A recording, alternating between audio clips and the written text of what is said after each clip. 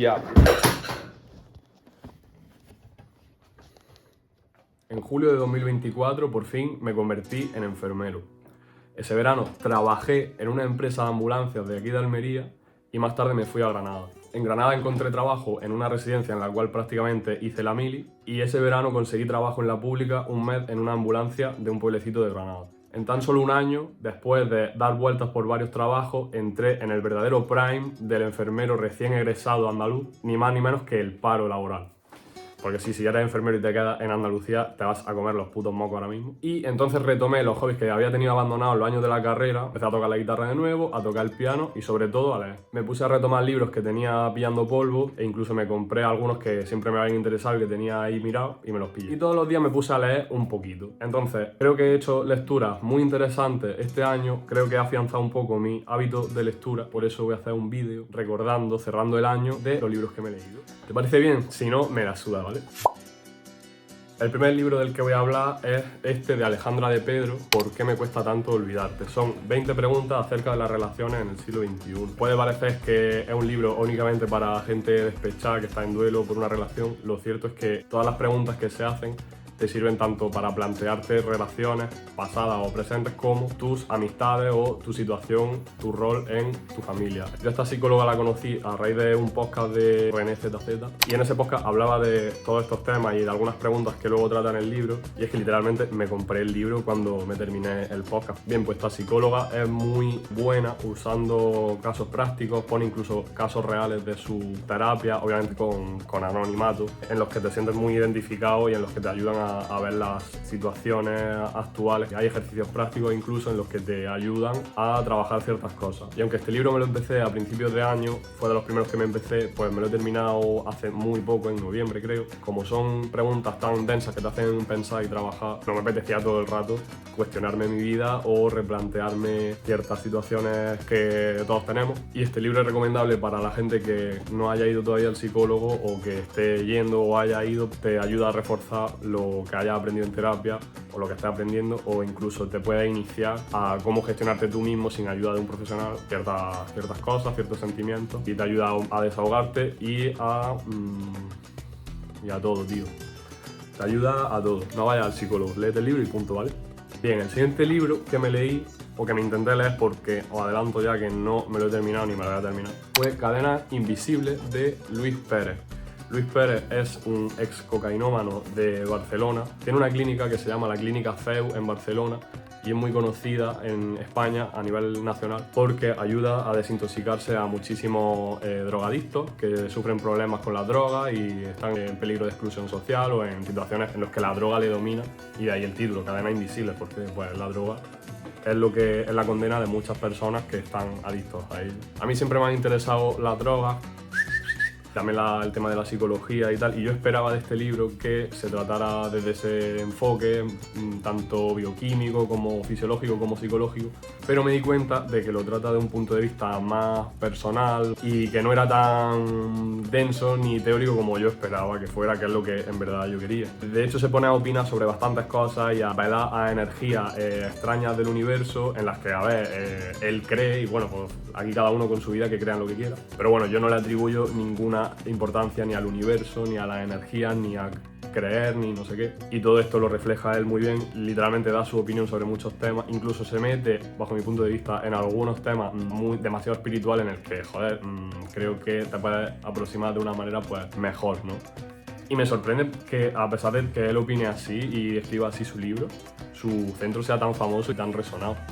Que bueno, que obviamente pues yo no estaba ahí desintoxicándome, ¿no? Y los resultados hablaran por sí solos, pero a lo que respecta al libro, a mí este libro no me gustó y me hizo aprender este libro que cuando algo no te gusta y le estás echando tiempo a un libro, incluso ya a lo que sea, a cualquier otra cosa, si no te gusta algo, pues déjalo, no pierdas el tiempo, o sea, léete otra cosa, anda que no hay libros, y habrá libros que se nos quedarán por leer en nuestra vida, por el hecho de leernos a veces y forzarnos a leer cosas que no nos interesan ni nos están llevando a ningún punto interesante.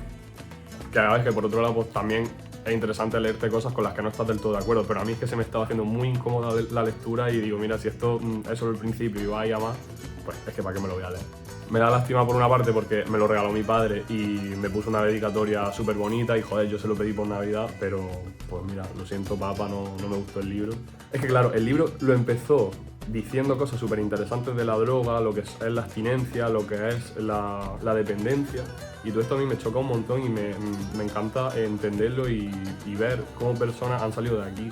Y parecía que iba un poco a explicar su historia personal. Yo pensaba que ibais por ahí el libro. Pero nada más lejos de la realidad. O sea, esto es como una guía para gente que está en el proceso de desintoxicarse. No es mi caso, obviamente, y lo entremezcla con esta visión que antes estaba diciendo. No me acabo de... Muchas gracias, Luis. El siguiente libro es este, insertar foto. No lo tengo aquí, ¿vale? No me gusta prestar libros, pero bueno, he hecho una excepción porque es de psicología y se lo he dejado a mi amiga, ella es psicóloga. Pues el libro, al igual que el de Alejandra de Pedro, el primero que he dicho, me salió en un podcast también de René ZZ, en el que esta psicóloga, Claudia Nicolasa, habla sobre la manipulación, sobre las personas manipuladoras, por qué manipulamos, con qué intereses. Se nota que la psicología a mí me tira, ¿no? También me vi el podcast, dijo que tenía un libro y yo indagué y me lo compré, y cuando me llegó empecé a leerlo súper rápido porque explicaba con muchísima simplicidad conceptos de psicología muy interesantes como la psicopatía o la personalidad. Pues me pareció muy interesante y me enganchó desde el primer momento. Mira que son páginas y páginas, son 300 y pico, pero me lo leí bastante rápido, la verdad, porque como ya he dicho antes, yo tengo la espinita clavada de la psicología y este libro me flipó. Y es bastante útil saber y reconocer cómo nos intentan manipular a nosotros mismos todos los días y cómo podemos usar nosotros ciertas técnicas para comunicarnos de manera que podamos ayudar a los demás, o incluso que las personas que nos quieren manipular a nosotros queden con una pared y no puedan hacerlo. Cómo poner límites a los manipuladores en la familia, en el trabajo, en la sociedad e incluso en la política. Yo creo que incluso a día de hoy es un libro bastante obligatorio de leer porque estamos bombardeados por información muy polarizada que nos quiere llevar de un extremo al otro, que es lo que se está consiguiendo. Total, que la manipulación está muy al orden del día. Yo cuando vi ese podcast dije, yo esto me lo tengo que leer, y me lo leí. Me lo leí muy rápido. Mara, devuélvemelo. Bien, pues luego me fui a Madrid y me compré este libro allí. Una guía para identificar las escenas y los personajes de la Biblia, que al final han moldeado el arte que tenemos a día de hoy, sobre todo en este país. O sea, somos un país católico, evidentemente, y tú vas a una iglesia y dentro hay cuadros y hay un retablo al fondo de la iglesia. La iglesia tiene un estilo, y reconocer todo eso, reconocer todo el valor que tiene, pues a mí me interesa un montón. Entonces, en este libro, a base de grabados y de textos bastante cortitos, te enseña cuáles son los personajes de la Biblia, cómo se representan históricamente, cómo la escuela italiana ha representado esta escena, pero en cambio cómo la otra escuela la ha representado. La verdad que el libro está chulísimo, es muy fácil leerlo. No me lo terminé porque voy por la mitad, pero es un libro que puedes ponerte a leer en cualquier momento porque todo lo que vas a ver aquí es bonito, o te va a recordar una pintura que viste hace tiempo y vas a decir, ah, vale, que es por esto, tal. Y pues está muy chulo, sinceramente. Yo desde que leí la historia de San Juan Bautista me quiero tatuar un San Juan Bautista, por ejemplo. O sea, y qué mejor que conocer el fundamento de las cosas para interesarte más por ellas, o incluso tatuártelo o lo que sea, ¿sabes? O llevar una estampita de la Virgen, sabes por qué esa Virgen se representa así y qué representa, ¿sabes? Llegamos a uno de los libros que más me ha marcado este año y que más he disfrutado leyendo, El psicópata integrado, de Vicente Garrido. Al igual que el libro de Claudia Nicolasa y de Alejandra de Pedro, Vicente Garrido me salió en un podcast de Jordi Wild en este caso, y como venía de leerme el libro de Claudia Nicolasa sobre manipulación y daba pinceladas pequeñas sobre la psicopatía, vi que Vicente Garrido es uno de los mayores referentes de psicología criminal y tiene muchos podcasts, tiene muchos artículos en los que narra y cuenta sus casos reales en los que ha intervenido crímenes bastante tochos de aquí de España. Por ejemplo, intervino en el caso de Joaquín Ferrandi, fue un violador y asesino de 5 mujeres en Castellón, algunas de ellas prostitutas, pero otras chicas completamente normales, y describe los rasgos de la psicopatía, cuáles son, qué inclina a una persona a ser psicópata o a convertirse en una, que eso es lo que se llama sociópata. ¿Lo sabías, no? Seguro que no.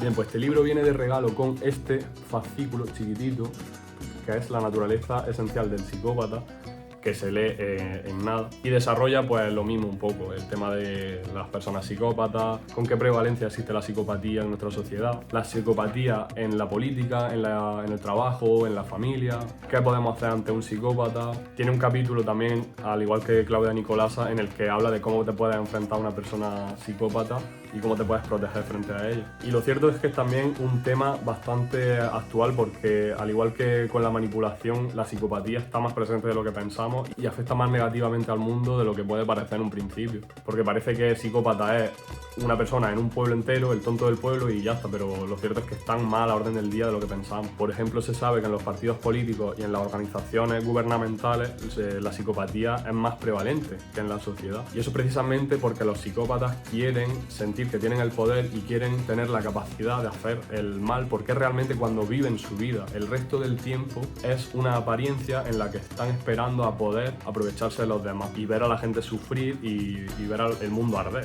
básicamente. De este libro nos vamos al siguiente y es El hombre en busca de sentido de Viktor Frankl. Vicente Garrido lo citaba mucho en su libro de El psicópata integrado. Estaba tan influido por Viktor Frankl que yo dije, joder, lo cita tanto, tío, y además este libro es súper famoso porque el título le suena a cualquiera, y dije, joder, voy a parar de leerme El psicópata integrado, literalmente lo dejé a media.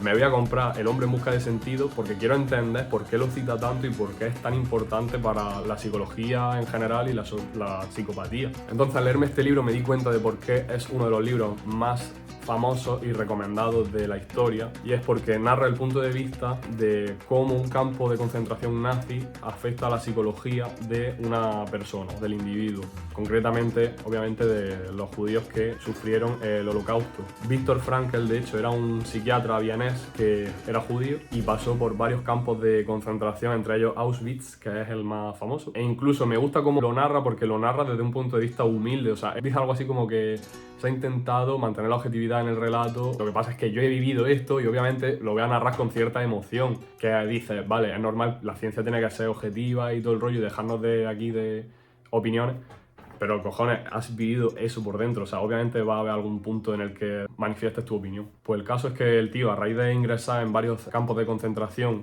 perder a toda su familia y quedarse huérfano después de la guerra, no solamente encontró motivos para luchar y seguir vivo entre todo ese sufrimiento, sino que también encontró motivos para afianzar su modelo de la psicología que había desarrollado justo años antes de ingresar en los campos de concentración. Pues todos estos sucesos que tuvo que atravesar en los campos de concentración no solo le llevaron a encontrar un sentido a su vida, sino que le ayudó a reforzar su teoría psicoterapéutica, que es la logoterapia. A día de hoy, en el mundo de la psicología clínica se trabaja con modelos que nacen precisamente de la logoterapia de Viktor Frankl, siendo uno de los terapeutas y psicólogos más influyentes de toda la historia. Así que es probable que si estás yendo al psicólogo o has ido, es probable que te hayan tratado o que te vayan a tratar con un modelo de terapia bastante parecido al de Viktor Frankl, así que fíjate hasta el punto, ¿no? Bueno, se acabaron las tonterías, vamos a hablar ahora del libro que más me ha impactado este año, que más me ha ayudado a enfocarme en lo verdaderamente importante. El libro, la biografía de este libro lo tengo porque me lo regaló mi abuelo y vale, pues nos acercamos al final y el siguiente, penúltimo libro es La familia de Pascual Duarte de Camilo José Cela, este hombre que dijo en un programa de televisión que tenía la habilidad de absorber por vía anal agua de una palangana a un ritmo considerable. Pues total, este pedazo de troll, porque era un troll, escribía de manera increíble. Yo este libro es el típico que te lo recomiendan o te lo obligan a leer en el instituto y no me lo leí en su momento. Pues este libro narra de manera brutal, miserable, cómo era la España posguerra y cómo era la sociedad de ese entonces. Era una sociedad profundamente católica, profundamente pobre, en la que se vivía como se podía y se salía adelante de cualquier manera. Esta es la primera novela que me leí este año, porque todos los otros libros son de hecho ensayos, son psicología, son existencialismo, son tal. Pero justo andaba viendo un vídeo sobre la condena a muerte en España y la pena capital y resulta que me enteré que había una película sobre este libro, La familia de Pascual Duarte. Lo siento por hacer spoiler de un libro del siglo XX, pues el protagonista... Pero a ver, ¿de qué va el libro? El libro es increíble cómo narra la historia de un pobre hombre extremeño, realmente pobre, que hace todo lo posible por sacar su familia adelante. Su familia además se lleva muy mal entre ellos, se odian, no se quieren nada, es muy miserable el modo de vida. Se va de Extremadura a Madrid a trabajar, luego a Galicia, intenta irse a la América a trabajar. Vuelve a su tierra, ve que todo sigue igual y la cosa se tuerce hasta que decide cometer un parricidio, es decir, matar un familiar, en concreto a su madre. Lo acaban pillando y lo meten en la cárcel hasta que finalmente lo condenan a muerte. Pero antes de morir se tira un buen tiempo en la cárcel escribiendo en cartas toda su vida, y por eso lo conocemos de primera mano, porque lo narra él en cartas. Y estas cartas se las manda a un hombre de bien de cerca de su pueblo para contarle su historia. Entonces, todas esas historias y esas cartas recopiladas nos damos cuenta de que las ha escrito él hasta que pues acaban matándolo. Pues es una historia bastante dura de leer, que te mete en situación, te engancha, es cortita además. Yo me la leí casi que en un día y medio y es muy curioso, es muy interesante ver qué es eso exactamente a lo que llaman la España negra o las novelas negras, porque o sea, es que no les cabe otro adjetivo que no sea negro, porque es bastante duro y bastante oscuro. Es bastante chungo, sabes, que venimos de ahí recientemente y que nuestro país ha transformado tanto en tan poco tiempo, pero a fin de cuentas venimos de ahí y hay hechos históricos que han sucedido aquí en España que son de verdadera novela negra y novela de terror, como es la masacre de Puerto Urraco, que recuerda bastante a lo sucedido en este libro, es decir, cómo la tradición y las malas lenguas y la envidia y el odio corroen a las personas. Eso súmalo a la extrema pobreza que se vivía en esa época y la verdad que la gente cometía este tipo de cosas y la vida era no literalmente así, pero había casos realmente asombrosos. Y hemos llegado al último, por fin, La casa de Bernarda Alba, de Federico García Lorca.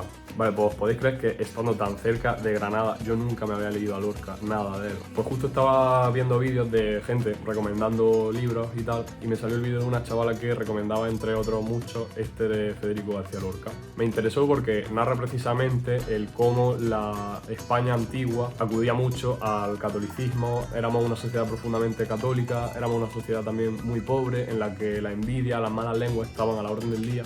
Y precisamente esta novela, más bien bueno, una obra de teatro, es la familia de una mujer que se queda viuda por segunda vez y su primera hija, la mayor, se casa, teniendo 40 años, con un hombre del pueblo. Pues bien, sus hermanas pequeñas, lejos de alegrarse por la mayor, dos de ellas empiezan a enamorarse y a querer también estar con este hombre por literalmente envidia y porque la madre es una absoluta sargento que no les deja ni salir de casa y claro, no se relacionan en su vida con hombres por el qué dirán. La obra de teatro sobre todo criticó el pensamiento que había en la época tan tradicional de el qué dirán, de mantener una imagen frente a los demás en detrimento precisamente de la salud mental y del autoconcepto. En esa época era más importante tener una buena imagen frente a los demás, frente al pueblo, antes que ser feliz o ser consecuente con los ideales de uno mismo o incluso decidir por tu propia cuenta qué quieres ser. Además, el final del libro también es bastante chocante y además está muy bien escrito, obviamente porque lo ha escrito Lorca, pero además porque es un libro que tú lo lees y a pesar de estar escrito en castellano, tú lo lees en andaluz porque hay un montón de frases hechas y de palabras que es que son de aquí, de nuestra tierra. Y es muy gracioso recordar frases que dicen nuestros abuelos y todavía las siguen diciendo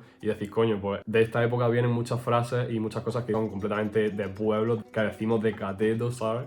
Y vienen de toda esta época.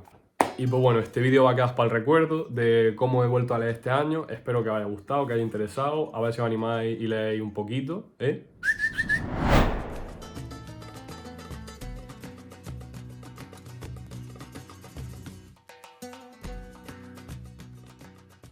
Voy a venirme aquí a leer con el frío que hace. Ni de puta coña, chaval.